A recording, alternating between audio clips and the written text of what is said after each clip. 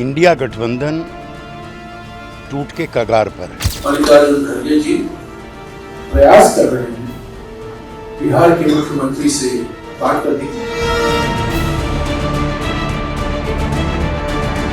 हम सब ये जानना चाह रहे हैं कि बिहार में काबा विधायकों को कल बुलाया। राजद नेतृत्व बेचैन है। बीजेपी जो चाहेगी वही हो जाएगा, इतना आसान नहीं है। कि राहुल गांधी की भारत जोड़ो यात्रा ये इंडिया अलायंस तोड़ो यात्रा हो रही है क्या? पटना से लेकर दिल्ली तक बैठकों, बातों और दावों का दौर बता रहा है कि बिहार की राजनीति में क्या चल रहा है, पल रहा है और तप रहा है। मेल मुलाकातों के साथ सियासी जोर आजमाइश भी चल रही है। कहने के लिए किसी के पास कुछ नहीं है, लेकिन तस्वीरें बता रही हैं कि नीतीश कुमार की पॉलिटिक्स फिर से 360 डिग्री घूम चुकी है।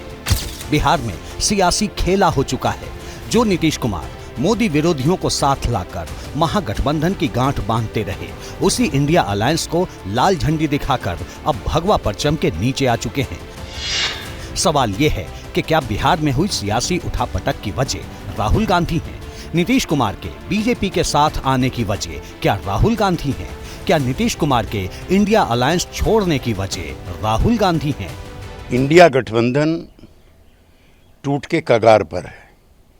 जिस मेहनत से, जिन इरादों से नीतीश कुमार ने इसको संगठित किया था, कांग्रेस पार्टी के गैर जिम्मेदाराना और अड़ियल रवैये ने इसको तार तार कर दिया है।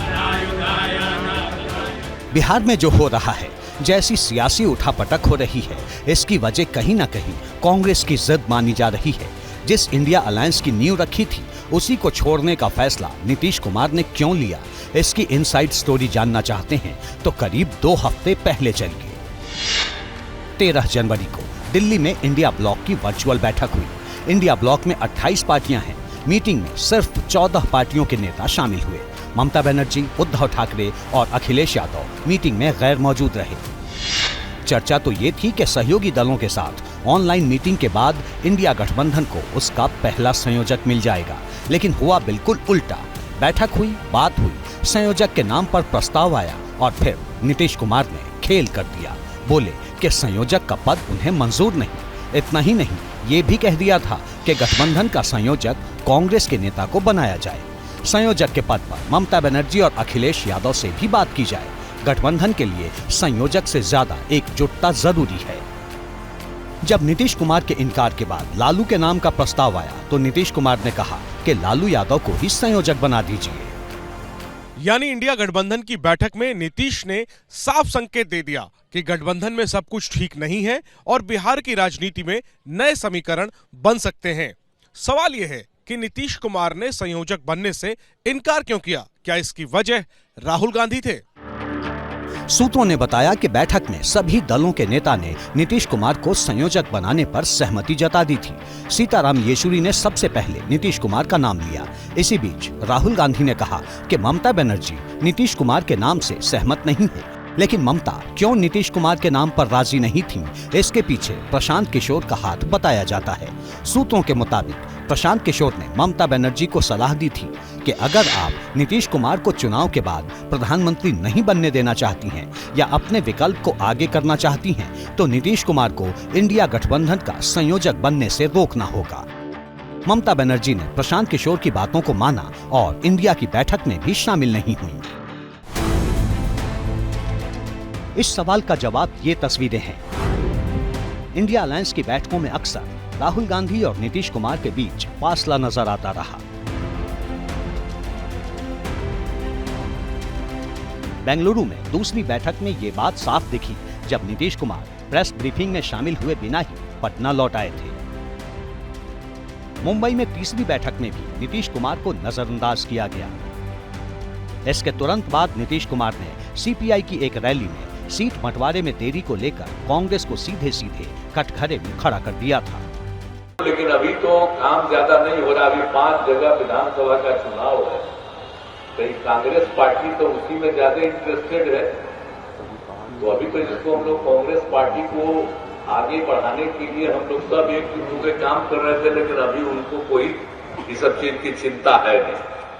अभी तो लगे हुए हैं 5 राज्य के चुनाव, इसलिए 5 राज्य का चुनाव होगा, उसके बाद अपने सबको बुलावेंगे। आजकल कभी कोई चर्चा नहीं हो रही। ये वक्त था जब मध्य प्रदेश, राजस्थान, छत्तीसगढ़ और तेलंगाना में विधानसभा चुनाव हो रहे थे।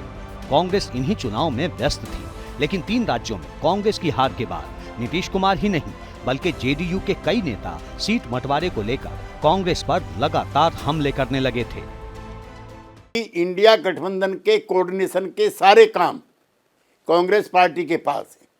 जब चाहे वो मीटिंग बुलाएं, जब चाहे वो कार्यक्रम कहिए, को आलोचना के तौर पे नहीं कह रहा हूँ, जानकारी के तौर पे कह रहा हूँ। यही ममता दीदी ने क्या कहा कि हमें पता ही नहीं कभी ये रथ यात्रा चली है, पद यात्रा चली है। तो आज समय मैं बहुत विनम्रता के साथ कहना चाहता हूँ, सीट शेयरिंग का था। तेलंगाना, हिमाचल प्रदेश और उत्तराखंड में कांग्रेस पार्टी एक भी सीट किसी को नहीं देगी। तो आप हमें क्यों दोष दे रहे हैं? आप 1 सीट दिलवा दीजिए ना, आप 8 राज्य बताए।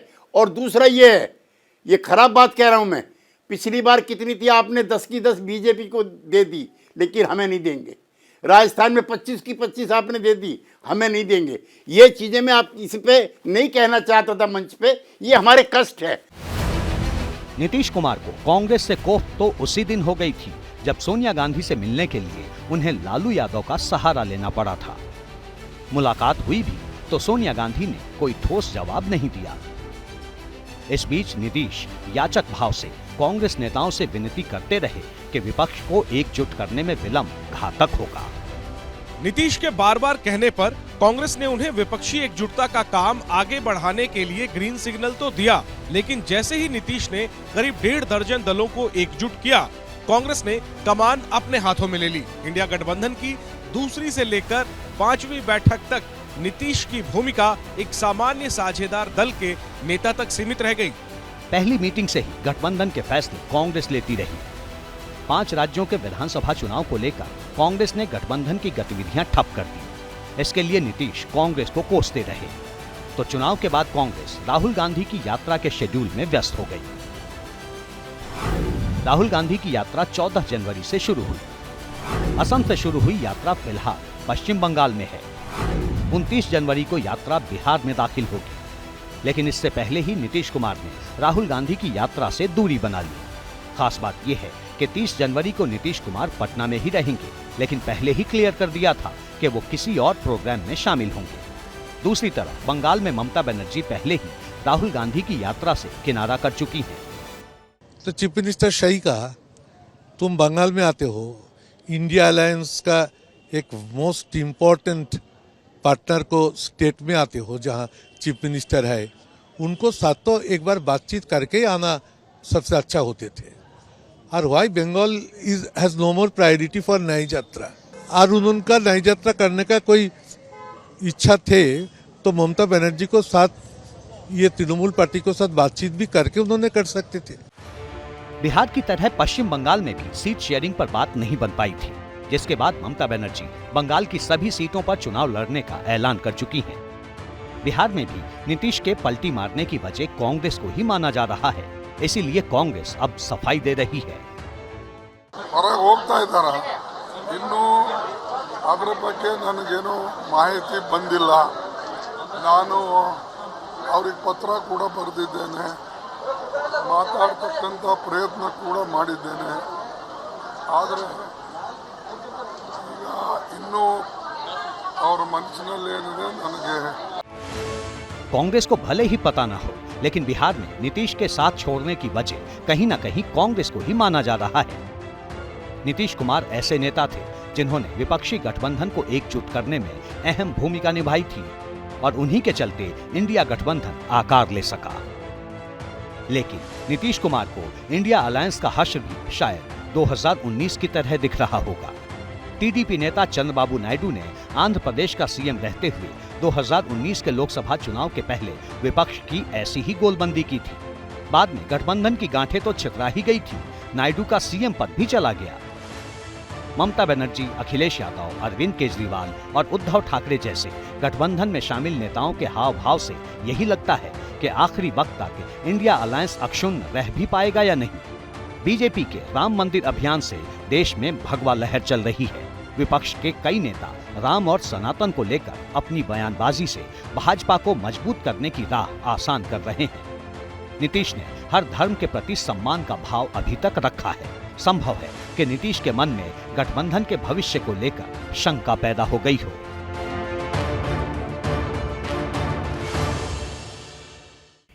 पंजाब में अकाली दल